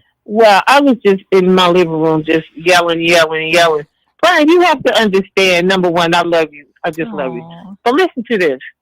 You have to understand, these very same MAGA ignorant people, they've been the same way for many, many years. Yep. They will not enter the kingdom of heaven. They won't be there. You're not going there. Everything that is going on right now, this young lady right here could tell you, it all has to play out. It all has to play out. There's going to be a lot of people like you guys say, are you on the left side or you on the right side? There's going to be a whole lot of people that will not enter the kingdom of heaven. But we won't know them because we will be in the kingdom of heaven. He doesn't even, you will have no recollection of the people who's been worshiping the devil. And these people have been hating people all their lives. You have to understand, they worship the devil because of hate. Nicole, what is not gonna change. what is your definition of the devil? I'm curious. I have a different definition now. The devil is a person who can control people, have you doing anything and everything. You know what's so interesting? Sounds is, like I've dated the devil my entire life. I'm sorry. Horrible joke. I apologize. Go ahead, Nicole. But you know what I think about as I was listening to Miss Johnson? I think of Ruby Bridges, which is, the infamous story of the 6-year-old black girl who's being integrated in a segregated school for the first time, and how people are throwing objects at her and white people are screaming and just saying horrific things as a little girl just trying to go to school and get equal education access. And I think about how all of those white people who are screaming and throwing and so angry that this black girl is getting equal education still have kids, have nieces and nephews. Like, their generation is still going strong. So like Miss Johnson says, like, the hate towards the poor, the oppressed, the marginalized didn't just end back then. They all continued their family line, and they're surrounded by, we're surrounded by them. And so I just feel like our society was a lot more compassionate when I was in high school, when I was in college. People were they were able to talk to one another. They were more compassionate to one another. And now I feel like it's everybody. Listen, there are a lot of good people in this country that do a lot of wonderful things that help people. But the point I'm trying to make is leadership in Washington, D.C. It's like they only care about themselves. They only care about them remaining in power. They're willing to not only not stand up to this evil, horrific man that is our president, but to actually endorse his policies that are hurting average, everyday Americans and those that are struggling. And that's what drives me absolutely crazy. It's despicable. It's insane. I mean, if there are any MAGA people out there that want to defend this policy where you don't think undocumented immigrants should get health care in an emergency room, life-saving care, I'd love to hear a reason why, if you call yourself a person of Christ or God. 702-221-7283, the number to call if you want to be a part of the conversation. I believe, if I'm not mistaken, I believe we are going to Terry on line 5. Terry is next on PTL. Hi, Terry. Hi, Brian. Hi, Nicole. I just wanted to give you something in my life experience that is very relevant to what's going on right now. In 1970, my father died at age 40 and left my mother with 6 kids. We had to turn to social services for assistance, and we were able to get food stamps and public health care. But you would not believe the shame that was inflicted upon us for going on welfare. And neighbors never helped us in any way at all. And the shame is just unbelievable that people get for that. And, you know, I could have probably had an entire life of anger about that. But instead, I turned that around and made a commitment to always help other people. And it is so disturbing to me that here we are, how many years later, and they're still doing this shaming. Yep, totally. Let me tell you something. There's nothing shameful and there's nothing wrong with needing help. Yep. That's what the government is supposed to be there for, and to help people that are struggling, whether that be unemployment, whether that be food stamps or Medicaid. And I've said this for years. Republicans are the party that are anti-life. They don't want you getting these benefits to help some of the most vulnerable people. Listen, there's always going to be a small percentage of people that are going to take advantage of the system. But does that mean we don't help anybody? Right. I mean, this is the way of the thinking of the MAGA Republican Party. It's despicable. And while Donald Trump makes billions of dollars on this crypto scheme, and by the way, his worth has like tripled since he got into office.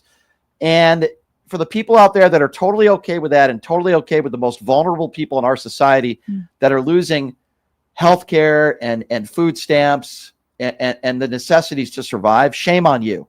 Shame on you. I don't really know what else to say. I can't imagine being back then in the 70s, having 6 kids. You're absolutely, utterly dependent upon social services to even make it. And then the fact that our society would shame a family for just trying to survive after grieving the loss of your husband and the father of your children. Like our society, I'm just like, our society is despicable that we would ever shame anyone for fighting for their well-being of their own selves. Like there's nothing bad about that. That is, to me, that there's nothing more American than that, than fighting to thrive and fighting to have a life of dignity. And like, if social services helps you have that, we should be celebrating, and we should be neighbors helping each other out. So I'm so sorry that that was your childhood experience, and I'm celebrating you for turning that around and becoming the kind of person who makes sure to help her neighbors out, because we need more people like you. And I agree with you. And I just don't understand how, if you're somebody that's a middle class, not wealthy, or somebody that's struggling, living paycheck to paycheck, how you could be a registered Republican in 2025.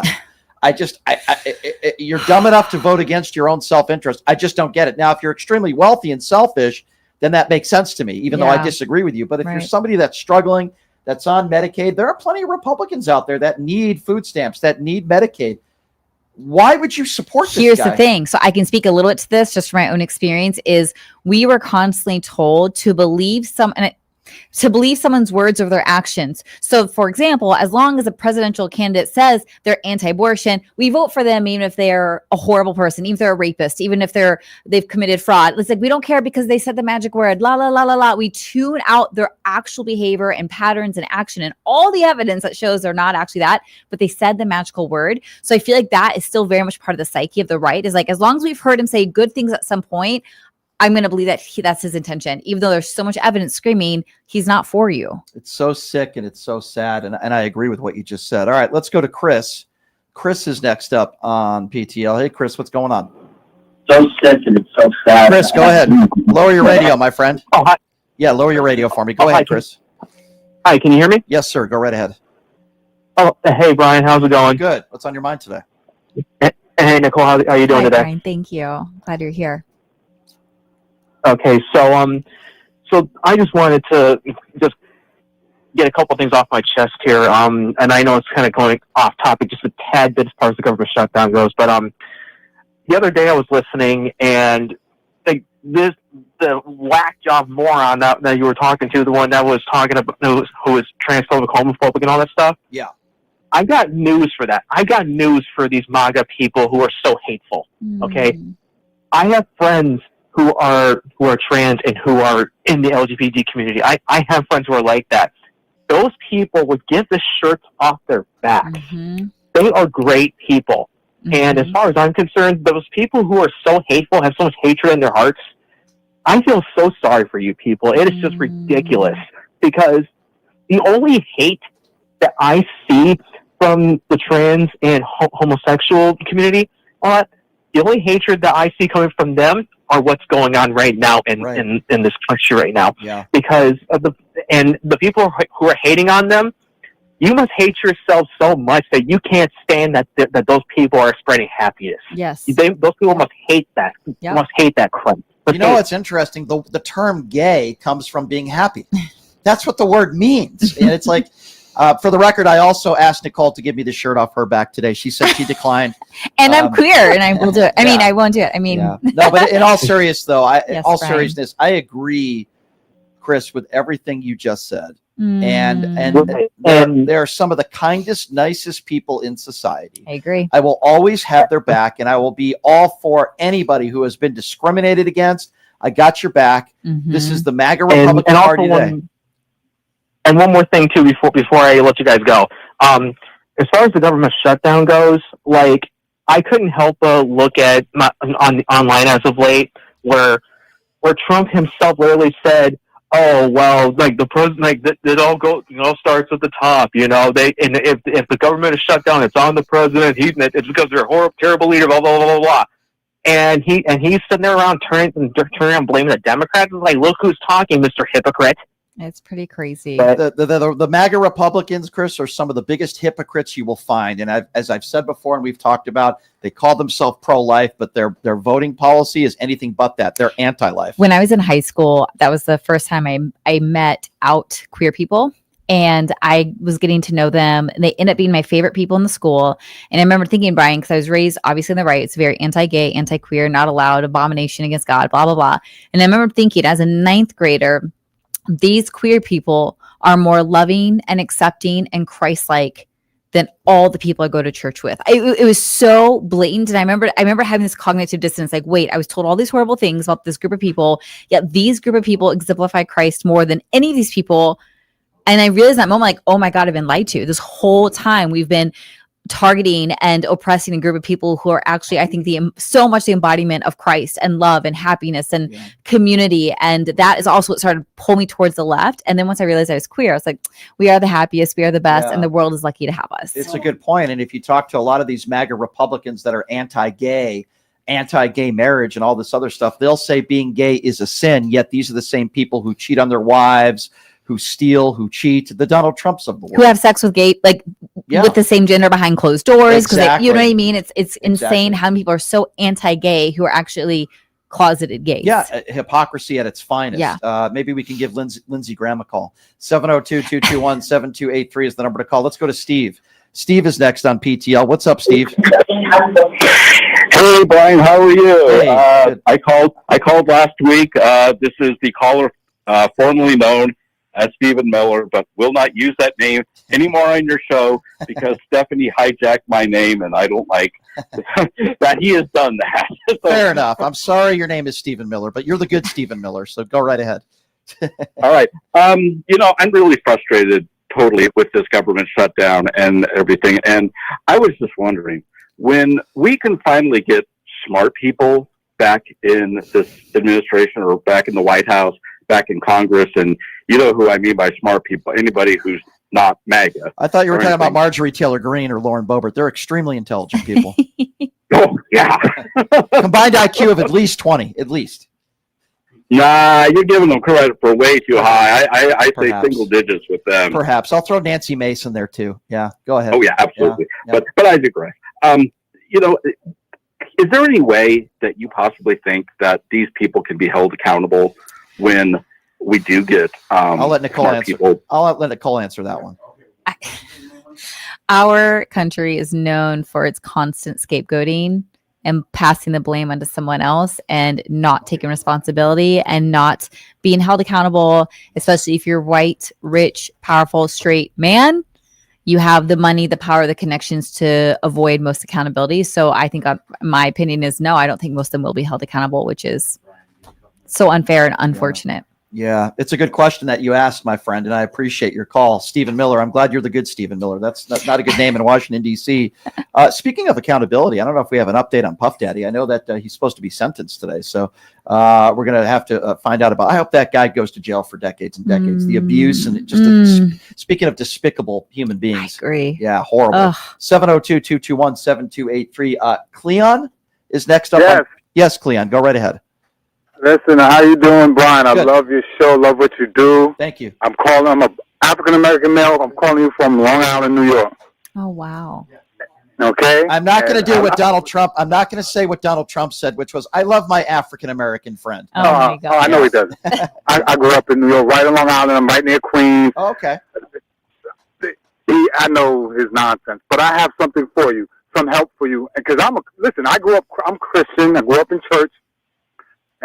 But I'm not evangelical, and they're not real Christians. Okay, just so you know, they're phony. They use parts of the Bible that they feel fits them and ignore others. Totally. So that right there, you're not a Christian. But here, this is for you, so you can use against them when they come to you, especially when it comes to. First of all, God is not pro-life; He's pro-afterlife. He wants you to do what's right in this world, so when you die, you can go to heaven, the afterlife. He's not pro-life because. Who's the one that flooded the earth and killed everyone? That's true. No, I hear what you're saying. You're right. Right? I'm not an atheist. I do believe that there is a God. I don't find myself to be an extremely religious person, but I would like to think, Nicole, that if there is a God, God cares about you when you are born. He cares about you no matter how much money you have. He looks in the inside of you. What do you do to help others? By the way, you don't have to have a lot of money to help other people, by the way. You could have emotional support. There's a lot of things you can do as a human being to help people. And I'm sorry, but you can't convince me that the MAGA Republican Party are doing that. They're out for themselves. These are despicable people. Can you imagine, my friend, for a second, and Nicole, that if an undocumented immigrant is dropped off by their family, he might be having a heart attack or something life-saving that needs to be done, that there are MAGA Republicans out there that feel like the first thing a doctor should do is not try to save their life, but to ask them if they're legal or not. That sounds on brand. Are for there them. even people in? I can't believe there are people in society that think that way. Yep. Yeah, it's craziness, man. It's crazy. And well, Brian, another thing, when they tell you about the abortion thing and they forcing women to this and that and the life of the baby.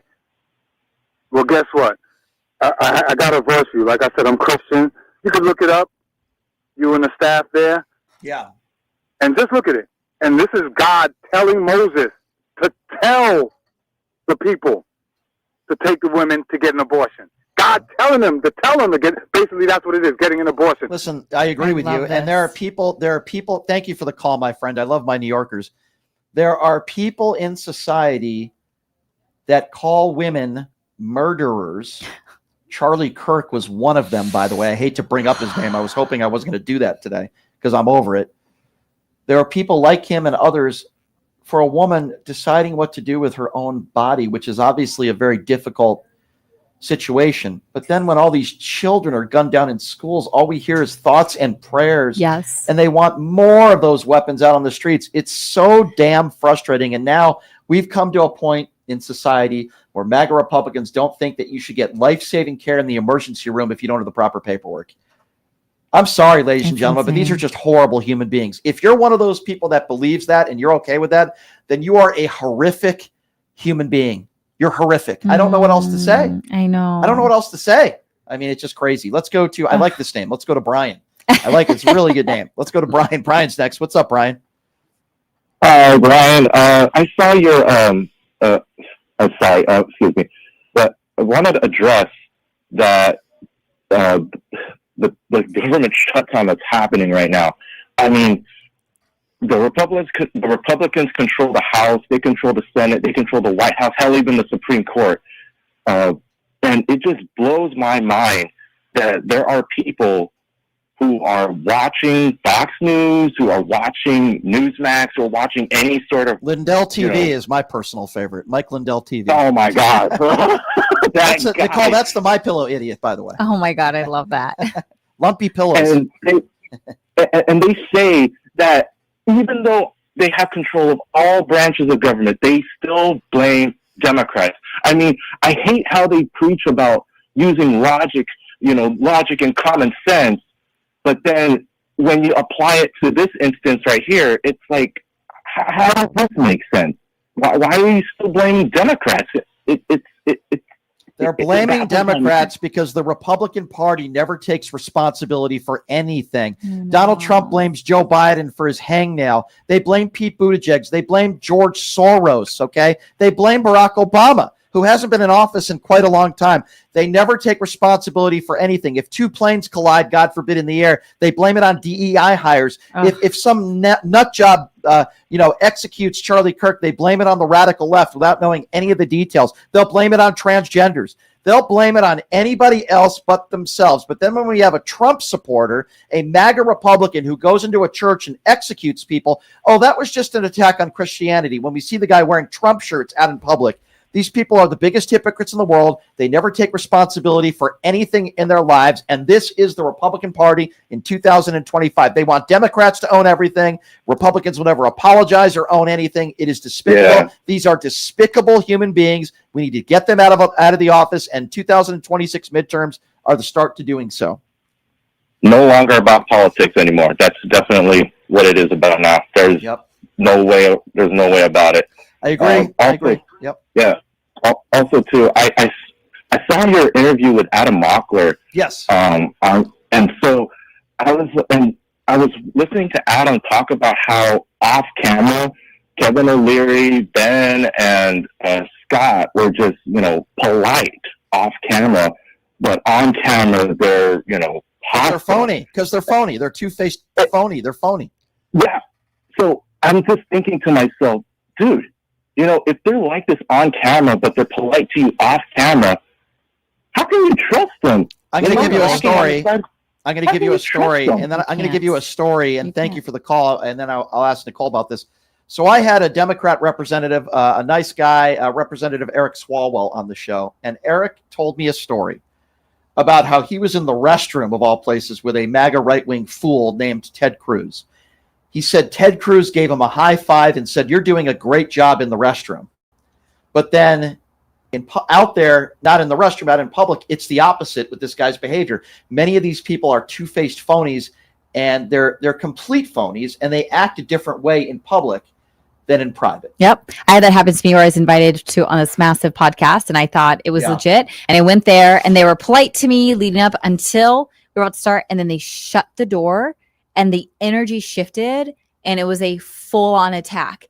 And I was totally caught off guard because I did not know this was the intention.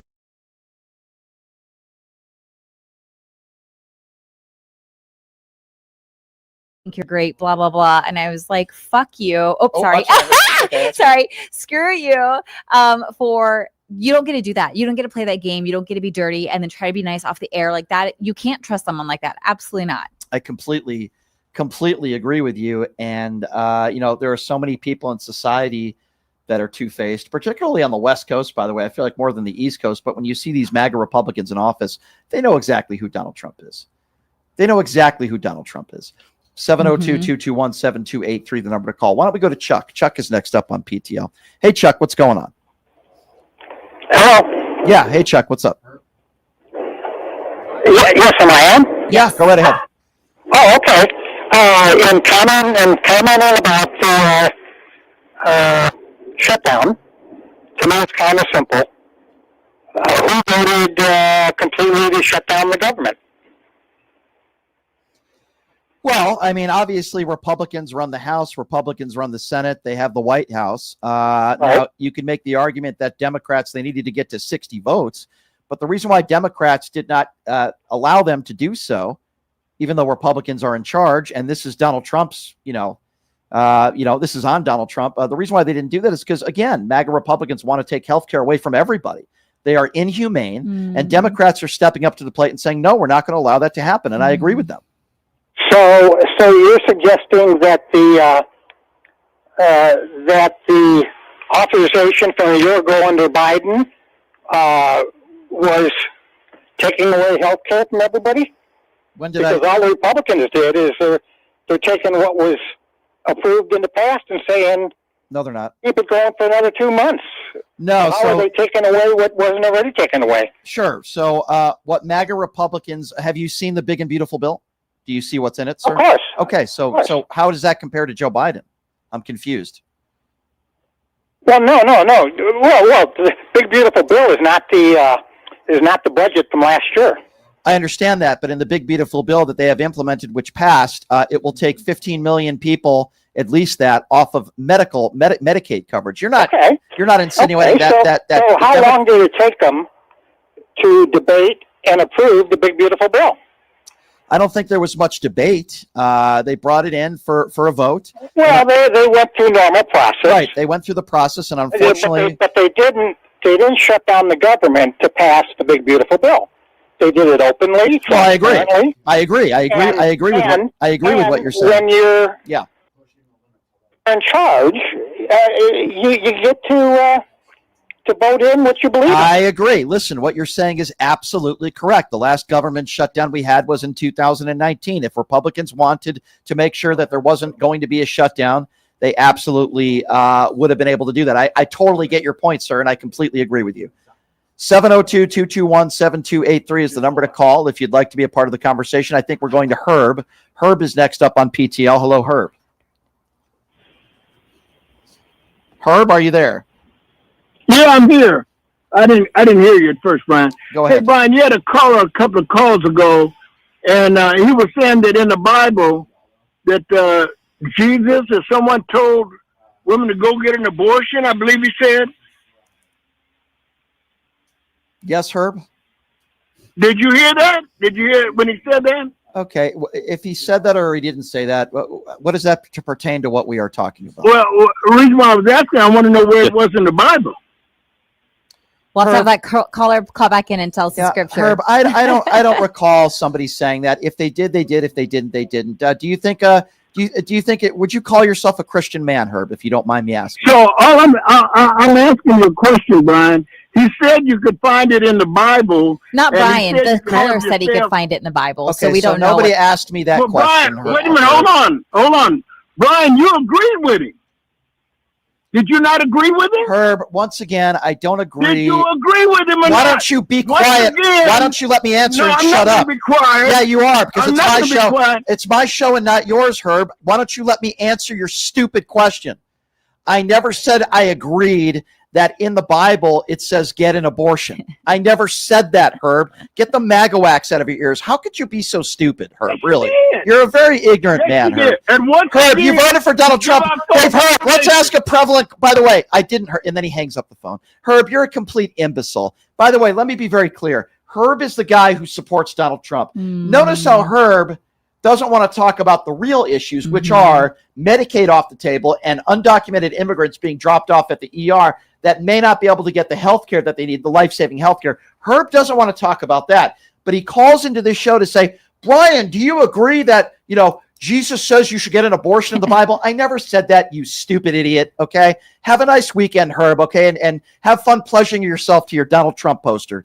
Holy smokes. What's so crazy is this reminds me of my childhood where, like, exactly like you said, Brian, here's the core issue. Here's the core thing we're talking about. And then there's a whole random sidetrack that has nothing to do with it that distracts from the actual core message and what needs to be talked about. So that's exactly how I was raised. And part of why I had to leave that side of, like, let's talk about the bigger issue and stop getting distracted by things that don't really matter. Yeah. And you know what I would ask Herb? I would say, Herb, are you okay with women that are the victims of incest or sexual abuse to be forced to have that child?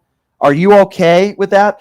Are you okay with undocumented immigrants not getting life-saving health care in the ER? But no, Herb wants to talk about some comment that somebody allegedly made about, abortion in the Bible. Herb, you're a complete moron.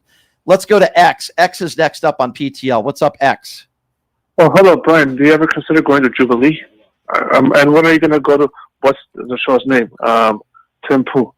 Yes, don't have a date yet. I'm in contact with their producers. When I have a date, I will let you know. Yes, I would like to do the Jubilee show. I've also been in contact with them as well. So we have a lot of things in the works. And as soon as I get that information on when I will be doing Tim's show, I will. Thank you.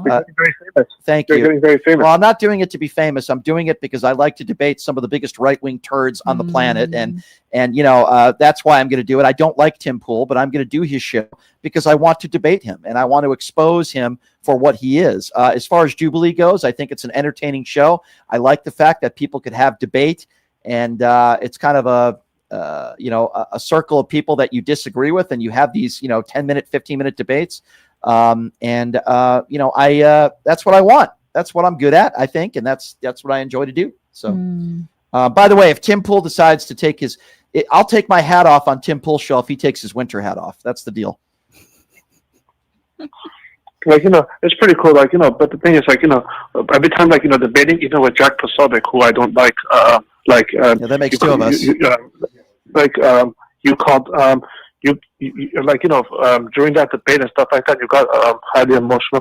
You told him he has Trump fellatio syndrome. I wouldn't say I got highly emotional, but I said he had Trump fellatio syndrome because he said I had Trump derangement syndrome. So if they want to play, and it's interesting. A lot of people don't say I have Trump derangement syndrome anymore. I watched it. Yeah. I watched it. Yeah, I watched it. Just the way I am. But the thing is, he didn't say you have. Trump. Well, Tatum did, and I said to Jack Posobiec, he wears the Donald Trump knee pads 24/7. By the way, I stand by that statement. Thank you, X. We got about 7 minutes left here, so I want to get to as many callers as I can. Why don't we go to Craig? Craig is next up on PTL. Let's try to get through these calls quick. Go ahead, Craig. Hey, Brian. Good to talk to you. A couple quick things. Yep. I can't remember the pastor's name. I apologize. Former pastor. Pastor. Nicole. Yes. Well, hey, it's a pleasure to meet you. So anyways, I believe Jesus traveled the land quite often, and he probably did not carry papers with him. Hey, let's go. Let's go. He also believed in not having borders. Hey, come on now. Also true. Don't disrupt MAGA's peace. They don't like to admit that. Exactly. So, and the last thing I wanted to point out is I guarantee if there's a gentleman from Scotland, and a gentleman from Ireland, a gentleman from England, a gentleman from Sweden that all show up into the ED, they will get service and not ask for papers. Yeah. If their visas, even if their visas have expired. I agree. I agree with you, but don't confuse the ER with ED, which I think is known as erectile dysfunction. We know that Donald Trump takes the blue pills, even though he probably takes them by himself, because I don't think Melania is anywhere around. By the way, just a quick programming note. I believe Puff Daddy was sentenced to 50 months behind bars. Should be 500 years. I do not understand why it's 50 months. Well, here's the problem with 5 years, right? 2 or 3 years, you'll probably get off on good behavior. So it's pretty despicable, but at least you'll be going to jail. 4 years, 2 months, actually, to be exact. Yep. So that's the breaking news that we will share with all of you. Let's go to Peter. Peter is next up on PTL. Hi, Peter. What's going on? Hi, Peter. Go right ahead. Hey, Brian. Hi, Nicole. How are you? I'm good. Thanks for calling in. I had a question for you, Nicole. Yeah. I wanted to see, or I guess know your thoughts about how strongly so many men feel about regulating a woman's bodily autonomy, such as like pregnant and abortion. Like, what if vasectomies became mandatory? I'm sure they would want to speak for themselves, right? How do you feel about how yeah. It's a double standard. It's total hypocrisy. They want to control half the population's bodies, but throw a fit if anything was ever regulated on their body. It's insanity. If you had to name 3 men in history that you wish had a vasectomy at a very young age, who would they be? Obviously, I would say Donald Trump for starters. So Uday and Kusei were never born. But I don't know. Like, who would you? Stephen Miller would be one. Donald Trump would be another one. I'm trying to think of like a third. Oh my God. Matt Gaetz. Oh my God. Those are my 3. If you had to name one person. No, I'm like, it's not the vasectomy. It's like full removal. Like as a woman where women are assaulted on a daily basis, it's just like, I have very strong thoughts about that. So it's a double standard for sure. I would also go with Ben Shapiro, not to be no relation to Brian Shapiro. We got to get through these calls really quick here. So let's go to Julie. Julie's next up on PTL. Hi, Julie. Hi, Julie. Go right ahead. Julie. I'm sorry, Julie. You got to be ready to go. I apologize. Pretend like this radio show did not have a vasectomy. Let's go to Frank. Frank is next up on PTL. Hey, Frank, what's going on? Frank the Tank. Okay, you guys, we have a little bit of delay on the show. By the way, somebody on social media just said Fred Trump. I digress. Kevin, you're absolutely correct. Kevin, I should have said Fred Trump. You're absolutely right on that one. If there's anybody that should have got a vasectomy, it should have been Fred Trump. I agree with you. I digress. Let's go to Jeff. Jeff is calling out of Las Vegas. I love my Vegas locals. What's up, Jeff? What's up, Jeff? You know this issue about women in the military. I mean, all we have to do is look at Ukraine and see how well the women have done in their military. And you know when Trump had this meeting with Hegseth, and he brought all those generals in, he was trying to do like this Patton thing, the movie Patton, where he's behind the American flag. And you might want to think about this. When I saw that, the first thing that came into my mind was the Pillsbury Patton guy. Yeah, I know you're referring to. Yes. Yeah. That's Pillsbury Patton is Pillsbury Patton ought to be the new nickname for the commander, and she's standing up there. He definitely looks like the Pillsbury man. That's for sure. My gosh. Thank you for the call. Let's go to Damon. Damon is next up on PTL. What's up, Damon? Damon, go ahead. You're doing a great job. Damon? Go ahead. Yep, go ahead. Hey, okay. I'm sorry, Brian. He's right. It is messed up without being able to hear it. How you doing, Nicole? I'm so good. Thank you for calling in. The thing is, when it comes to the evangelicals and the pro-life, Brian, I've been telling you this for years. They don't give a damn about nobody but themselves. But the reason I'm calling in, Brian, is because I'm very concerned now. I've been watching what's going on, and I've been trying to predict what's going to come next. And the thing is, Trump has been taking a lot of losses lately, like with the Putin thing. He made him look terrible. With the Jimmy Kimmel thing, with Stephen Colbert getting the Emmy. And as he's getting the Emmy, they keep flashing the TV on the Jimmy Kimmel. Trump's getting pissed off and he's taking L's. Thing is, that speech the other day, when they were talking to the military, Pete Hegseth told these people, your job is to hunt and kill people. Oh. Donald Trump came behind him and told him we are dealing with the enemy within. That is our number one enemy. So that means that they was telling these people to hunt and kill American citizens. Then Stephen Miller goes down to Tennessee, and when he goes down to Tennessee, he's down there talking about what he's about to do to gangbangers and how ruthless Damon, you're right. he is. He sounds like Eazy-E. Damon, you're right. I'm sorry I have to cut the phone call short because we're up against the clock here at the end of the show. But you're right. I mean, he talks about the enemy within. He talks about some things that, I've never heard any other president discuss. Going after our own people. It really is it's disgusting. It really is despicable. So this is an independently owned radio show. Because of that, we rely on so many good people like you in the YouTube Super Chat. I also want to thank Evan for your donation. We appreciate you on pushingthelimits.live.